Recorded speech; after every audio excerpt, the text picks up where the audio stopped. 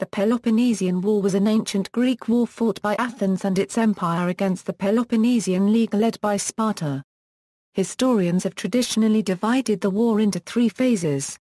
In the first phase, the Archidamian War, Sparta launched repeated invasions of Attica, while Athens took advantage of its naval supremacy to raid the coast of the Peloponnese, attempting to suppress signs of unrest in its empire. This period of the war was concluded in 421 BC, with the signing of the Peace of Nicias. That treaty, however, was soon undermined by renewed fighting in the Peloponnese. In 415 BC, Athens dispatched a massive expeditionary force to attack Syracuse in Sicily. The attack failed disastrously, with the destruction of the entire force, in 413 BC. This ushered in the final phase of the war, generally referred to either as the Decelean War, or the Ionian War. In this phase, Sparta, now receiving support from Persia, supported rebellions in Athens' subject states in the Aegean Sea and Ionia, undermining Athens' empire, and, eventually, depriving the city of naval supremacy. The destruction of Athens' fleet at Aegospotami effectively ended the war, and Athens surrendered in the following year. Corinth and Thebes demanded that Athens should be destroyed and all its citizens should be enslaved, but Sparta refused. The Peloponnesian War reshaped the ancient Greek world. On the level of international relations, Athens, the strongest city-state in Greece prior to the war's beginning, was reduced to a state of near-complete subjection, while Sparta became established as the leading power of Greece. The economic costs of the war were felt all across Greece. Poverty became widespread in the Peloponnese, while Athens found itself completely devastated, and never regained its pre-war prosperity. The war also wrought subtler changes to Greek society. The conflict between democratic Athens and oligarchic Sparta, each of which supported friendly political factions within other states, made civil war a common occurrence in the Greek world. Greek warfare, meanwhile, originally a limited and formalized form of conflict, was transformed into an all-out struggle between city-states, complete with atrocities on a large scale. Shattering religious and cultural taboos, devastating vast swathes of countryside, and destroying whole cities, the Peloponnesian War marked the dramatic end to the 5th century BC and the Golden Age of Greece. Prelude, as the preeminent Athenian historian, Thucydides, wrote in his influential history of the Peloponnesian War, the growth of the power of Athens, and the alarm which this inspired in Lacedaemon, made war inevitable. Indeed, the nearly 50 years of Greek history that preceded the outbreak of the Peloponnesian War had been marked by the development of Athens as a major power in the Mediterranean world. Its empire began as a small group of city-states, called the Decelean League, a euro from the island of Delos, on which they kept their treasury, a euro that came together to ensure that the Greco-Persian wars were truly over. After defeating the Persian invasion of Greece in the year 480 BC, Athens led the coalition of Greek city-states that continued the Greco-Persian wars with attacks on Persian territories in the Aegean and Ionia. What then ensued was a period, referred to as the Pentacontetia, in which Athens increasingly became in fact an empire, carrying out an aggressive war against Persia and increasingly dominating other city-states. The city proceeded to conquer all of Greece save for Sparta and its allies, ushering in a period which is known to history as the Athenian Empire. By the middle of the century, the Persians had been driven from the Aegean and forced to cede control of a vast range of territories to Athens. At the same time, Athens greatly increased its own power. A number of its formerly independent allies were reduced, over the course of the century, to the status of tribute-paying subject states of the Decelean League. This tribute was used to support a powerful fleet and, after the middle of the century, to fund massive public works programs in Athens, ensuring resentment. Friction between Athens and Peloponnesian states, including Sparta, began early in the Pentacontetia. In the wake of the departure of the Persians from Greece, Sparta attempted to prevent the reconstruction of the walls of Athens, but was rebuffed. According to Thucydides, although the Spartans took no action at this time, they secretly felt aggrieved. Conflict between the states flared up again in 465 BC, when a Helot revolt broke out in Sparta. The Spartans summoned forces from all of their allies, including Athens, to help them suppress the revolt. Athens sent out a sizable contingent, but upon its arrival, this force was dismissed by the Spartans, while those of all the other allies were permitted to remain. According to Thucydides, the Spartans acted in this way out of fear that the Athenians would switch sides and support the Helots. The offended Athenians repudiated their alliance with Sparta. When the rebellious Helots were finally forced to surrender and permitted to evacuate the country, the Athenians settled them at the strategic city of Naupactus on the Corinthian Gulf. In 459 BC, Athens took advantage of a war between its neighbors Megara and Corinth, both Spartan allies, to conclude an alliance with Megara, giving the Athenians a critical foothold on the Isthmus of Corinth. A 15-year conflict, commonly known as the First Peloponnesian War, ensued, in which Athens fought intermittently against Sparta, Corinth, Aegina, and a number of other states. For a time during this conflict, Athens controlled not only Megara but also Boeotia. At its end, however, in the face of a massive Spartan invasion of Attica, the Athenians ceded the lands they had won on the Greek mainland, and Athens and Sparta recognized each other's right to control their respective alliance systems.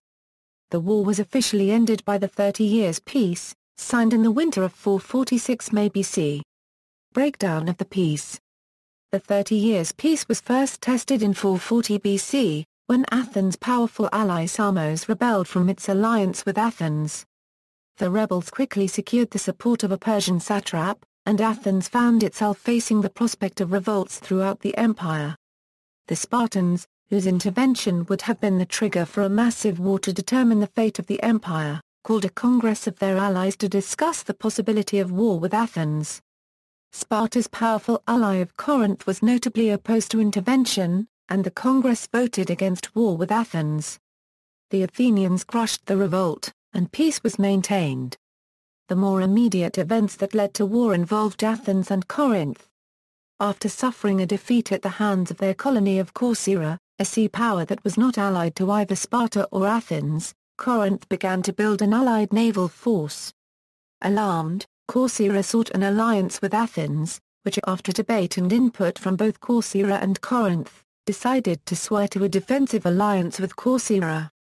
At the Battle of Sybota, a small contingent of Athenian ships played a critical role in preventing a Corinthian fleet from capturing Corcyra. In order to uphold the 30 Years' Peace, however, the Athenians were instructed not to intervene in the battle unless it was clear that Corinth was going to press onward to invade Corcyra. However, the Athenian warships participated in the battle nevertheless, and the arrival of additional Athenian warships was enough to dissuade the Corinthians from exploiting their victory, thus sparing much of the routed Corcyraean and Athenian fleet. Following this, Athens instructed Potidæa, a tributary ally of Athens but a colony of Corinth, to tear down its walls, send hostages to Athens, dismiss the Corinthian magistrates from office, and refuse the magistrates that the city would send in the future. The Corinthians, outraged by these actions, encouraged Potidæa to revolt and assured them that they would ally with them should they revolt from Athens. Meanwhile, the Corinthians were unofficially aiding Potidæa by sneaking contingents of men into the besieged city to help defend it.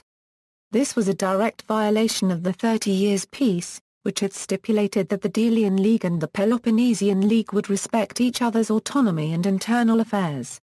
A further source of provocation was an Athenian decree, issued in 433 February BC, imposing stringent trade sanctions on Megarian citizens. These sanctions, known as the Megarian Decree, were largely ignored by Thucydides, but some modern economic historians have noted that forbidding Megara to trade with the prosperous Athenian Empire would have been disastrous for the Megarians, and have accordingly considered the decree to be a contributing factor in bringing about the war. Historians that attribute responsibility for the war to Athens cite this event as the main cause for blame. At the request of the Corinthians, the Spartans summoned members of the Peloponnesian League to Sparta in 432 BC, especially those who had grievances with Athens, to make their complaints to the Spartan assembly. This debate was attended by members of the League, and a delegation from Athens also asked to speak, and became the scene of a debate between the Athenians and the Corinthians. Thucydides reports that the Corinthians condemned Sparta's inactivity up to that point, warning the Spartans that if they continued to remain passive while the Athenians were energetically active, they would soon find themselves outflanked and without allies. The Athenians, in response, reminded the Spartans of their record of military success and opposition to Persia, and warned them of the dangers of confronting such a powerful state, ultimately encouraging Sparta to seek arbitration as provided by the 30 Years' Peace. Undeterred, a majority of the Spartan assembly voted to declare that the Athenians had broken the peace, essentially declaring war. The Archidamian War. Sparta and its allies, with the exception of Corinth, were almost exclusively land-based powers, able to summon large land armies which were very nearly unbeatable. The Athenian Empire, although based in the peninsula of Attica, spread out across the islands of the Aegean Sea. Athens drew its immense wealth from tribute paid from these islands. Athens maintained its empire through naval power. Thus, the two powers were relatively unable to fight decisive battles. The Spartan strategy during the First War, known as the Archidamian War after Sparta's king Archidamus II, was to invade the land surrounding Athens. While this invasion deprived Athenians of the productive land around their city, Athens itself was able to maintain access to the sea, and did not suffer much. Many of the citizens of Attica abandoned their farms and moved inside the long walls, which connected Athens to its port of Piraeus. At the end of the first year of the war, Pericles gave his famous funeral oration. The Spartans also occupied Attica for periods of only 3 weeks at a time. In the tradition of earlier hoplite warfare, the soldiers were expected to go home to participate in the harvest. Moreover, Spartan slaves, known as helots, needed to be kept under control, and could not be left unsupervised for long periods of time. The longest Spartan invasion, in 430 BC, lasted just 40 days. The Athenian strategy was initially guided by the strategos, or general, Pericles, who advised the Athenians to avoid open battle with the far more numerous and better-trained Spartan hoplites, relying instead on the fleet. The Athenian fleet, the most dominant in Greece, went on the offensive, winning a victory at Naupactus. In 430 BC an outbreak of a plague hit Athens. The plague ravaged the densely packed city, and in the long run, was a significant cause of its final defeat. The plague wiped out over 30,000 citizens, sailors and soldiers, including Pericles and his sons.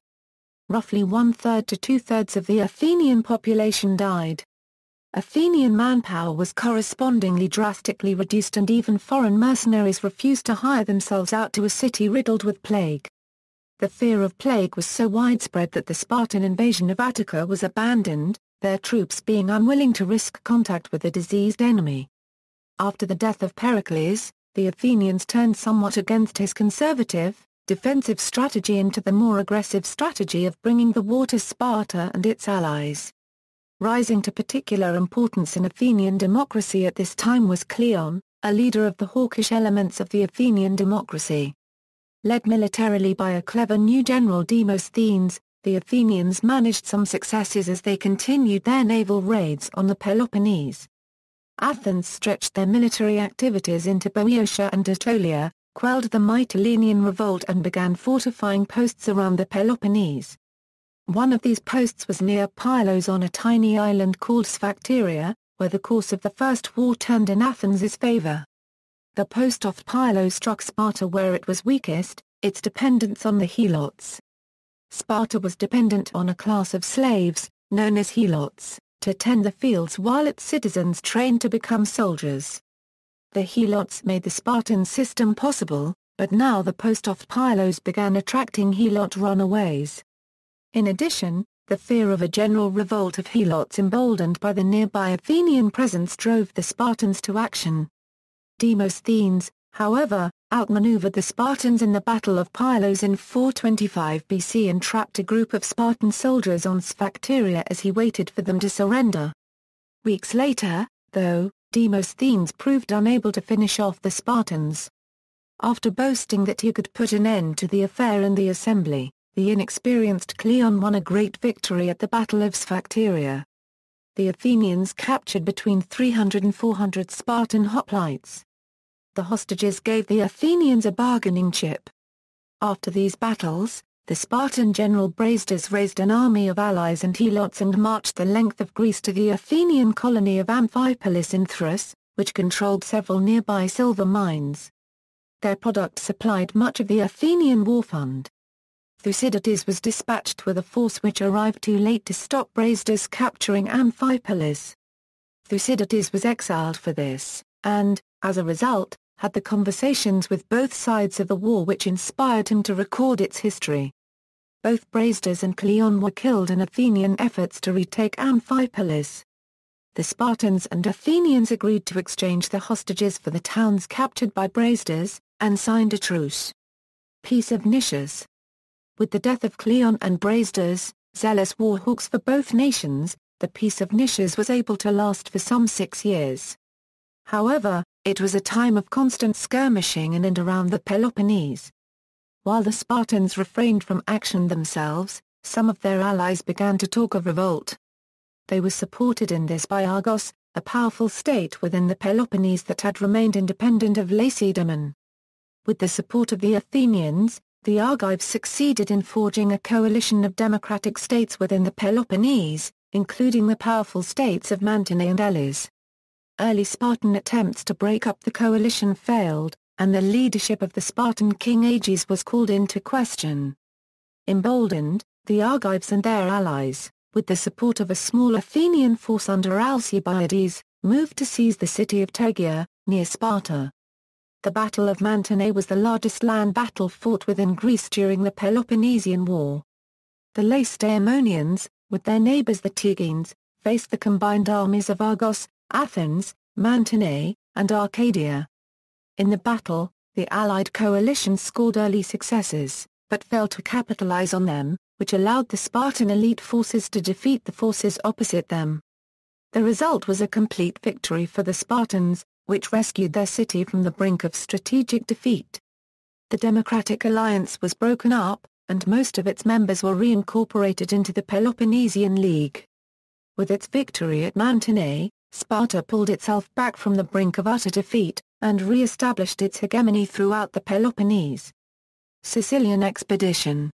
In the 17th year of the war, word came to Athens that one of their distant allies in Sicily was under attack from Syracuse.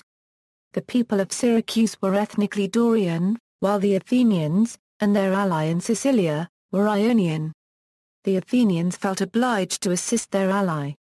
The Athenians did not act solely from altruism. Rallied on by Alcibiades, the leader of the expedition, they held visions of conquering all of Sicily. Syracuse, the principal city of Sicily, was not much smaller than Athens, and conquering all of Sicily would have brought Athens an immense amount of resources. In the final stages of the preparations for departure, the Hermae of Athens were mutilated by unknown persons, and Alcibiades was charged with religious crimes. Alcibiades demanded that he be put on trial at once, so that he might defend himself before the expedition. The Athenians however allowed Alcibiades to go on the expedition without being tried. After arriving in Sicily, Alcibiades was recalled back to Athens for trial. Fearing that he would be unjustly condemned, Alcibiades defected to Sparta and Nicias was placed in charge of the mission. After his defection, Alcibiades claimed to the Spartans that the Athenians planned to use Sicily as a springboard for the conquest of all of Italy and Carthage, and to use the resources and soldiers from these new conquests to conquer the Peloponnese. The Athenian force consisted of over 100 ships and some 5,000 infantry and light armored troops. Cavalry was limited to about 30 horses, which proved to be no match for the large and highly trained Syracusan cavalry. Upon landing in Sicily, several cities immediately joined the Athenian cause. Instead of attacking at once, Nicias procrastinated and the campaigning season of 415 BC ended with Syracuse scarcely damaged. With winter approaching, the Athenians were then forced to withdraw into their quarters, and they spent the winter gathering allies and preparing to destroy Syracuse. The delay allowed the Syracusans to send for help from Sparta, who sent their general Gylippus to Sicily with reinforcements. Upon arriving, he raised up a force from several Sicilian cities, and went to the relief of Syracuse. He took command of the Syracusan troops, and in a series of battles defeated the Athenian forces, and prevented them from invading the city. Nicias then sent word to Athens asking for reinforcements. Demosthenes was chosen and led another fleet to Sicily, joining his forces with those of Nicias. More battles ensued and again, the Syracusans and their allies defeated the Athenians. Demosthenes argued for a retreat to Athens, but Nicias at first refused. After additional setbacks, Nicias seemed to agree to a retreat until a bad omen, in the form of a lunar eclipse, delayed any withdrawal. The delay was costly and forced the Athenians into a major sea battle in the great harbour of Syracuse. The Athenians were thoroughly defeated. Nicias and Demosthenes marched their remaining forces inland in search of friendly allies. The Syracusan cavalry rode them down mercilessly, eventually killing or enslaving all who were left of the mighty Athenian fleet. The Second War, the Lacedaemonians were not content with simply sending aid to Sicily. They also resolved to take the war to the Athenians. On the advice of Alcibiades, they fortified Deceleia, near Athens, and prevented the Athenians from making use of their land year-round. The fortification of Deceleia prevented the shipment of supplies overland to Athens, and forced all supplies to be brought in by sea at increased expense. Perhaps worst of all, the nearby silver mines were totally disrupted, with as many as 20,000 Athenian slaves freed by the Spartan hoplites at Deceleia. With the treasury and emergency reserve fund of 1,000 talents dwindling away, the Athenians were forced to demand even more tribute from her subject allies, further increasing tensions and the threat of further rebellion within the empire. The Corinthians, the Spartans, and others in the Peloponnesian League sent more reinforcements to Syracuse, in the hopes of driving off the Athenians. But instead of withdrawing, the Athenians sent another 100 ships and another 5,000 troops to Sicily. Under Gylippus, the Syracusans and their allies were able to decisively defeat the Athenians on land. And Gylippus encouraged the Syracusans to build a navy, which was able to defeat the Athenian fleet when they attempted to withdraw. The Athenian army, attempting to withdraw overland to other, more friendly Sicilian cities, was divided and defeated. The entire Athenian fleet was destroyed, and virtually the entire Athenian army was sold off into slavery. Following the defeat of the Athenians in Sicily, it was widely believed that the end of the Athenian Empire was at hand. Her treasury was nearly empty, her docks were depleted, and the flower of her youth was dead or imprisoned in a foreign land. They overestimated the strength of their own empire, and the beginning of the end was indeed at hand. Athens recovers. Following the destruction of the Sicilian expedition, Lacedaemon encouraged the revolt of Athens's tributary allies, and indeed, much of Ionia rose in revolt against Athens. The Syracusans sent their fleet to the Peloponnesians, and the Persians decided to support the Spartans with money and ships. Revolt and faction threatened in Athens itself. The Athenians managed to survive for several reasons. First, their foes were lacking in initiative. Corinth and Syracuse were slow to bring their fleets into the Aegean, and Sparta's other allies were also slow to furnish troops or ships. The Ionian states that rebelled expected protection, and many rejoined the Athenian side. The Persians were slow to furnish promised funds and ships, frustrating battle plans. At the start of the war, the Athenians has prudently put aside some money and 100 ships that were to be used only as a last resort. These ships were then released, and served as the core of the Athenians' fleet throughout the rest of the war. An oligarchical revolution occurred in Athens, in which a group of 400 seized power. A peace with Sparta might have been possible, but the Athenian fleet, now based on the island of Samos, refused to accept the change. In 411 BC this fleet engaged the Spartans at the Battle of Sym. The fleet appointed Alcibiades their leader, and continued the war in Athens' name. Their opposition led to the reinstitution of a democratic government in Athens within 2 years. Alcibiades, while condemned as a traitor, still carried weight in Athens. He prevented the Athenian fleet from attacking Athens. Instead, he helped restore democracy by more subtle pressure.